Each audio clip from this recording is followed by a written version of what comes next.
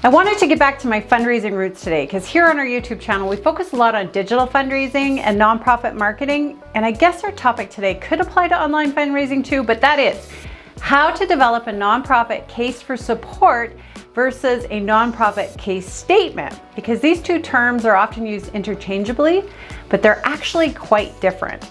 So in this video, I'm going to walk you through that difference, but also how to write a nonprofit case statement and how to write a nonprofit case for support and tips in developing each of these. So let's get to it.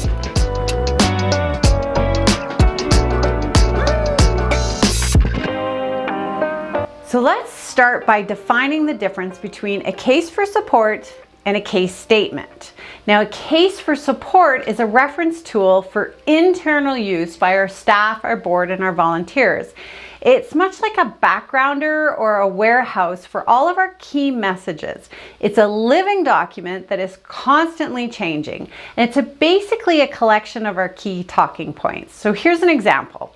When I start with a new organization, I always begin by taking every document and publication I can get my hands on.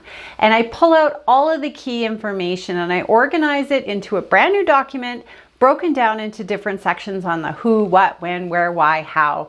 And I also include things like measurements and indicators and financials because I know I'm going to need those later on when I do grant applications.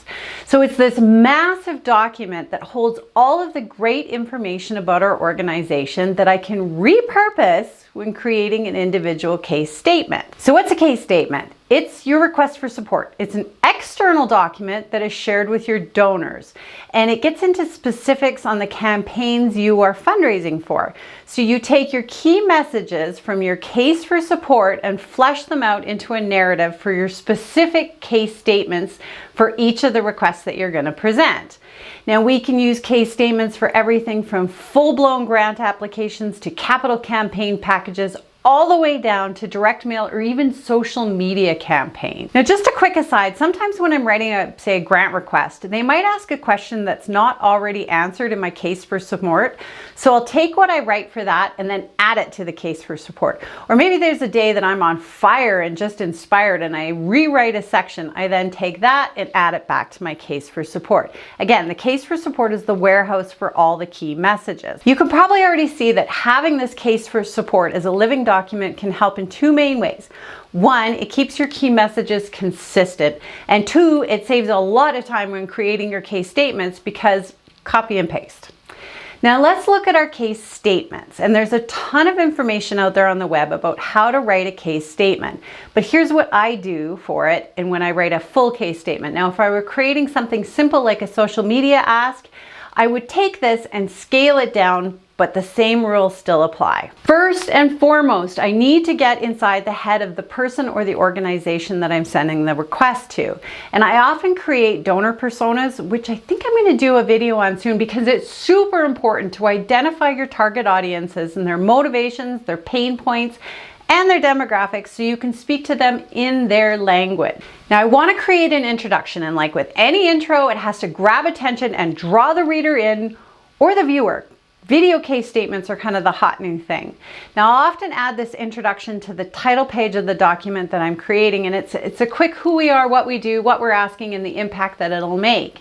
It's our elevator pitch. And I did a video a while back on crafting your nonprofit elevator pitch, which I'll link above and below. But it's a concise, abbreviated version drilled down into a few impactful lines of text. Next, we want to include a brief history of our organization, and I'll often include links for media coverage and important stats and milestones that we've achieved over the years, and you can include your mission, vision, and values in this section. Presenting the need. This is where we outline the problem, but we want to make it tangible. Who will this help? Why is it so important? What are some of the stats that back up our claims? We also want to outline the impact that meeting this need will make. And again, make it tangible. Why are you the best to solve this problem? And what is your track record? What will the results be? We then connect that need and that impact back to our organization's objectives and summarize any future goals. And sustainability. Donors love to know that your plan to make your programs and projects more sustainable.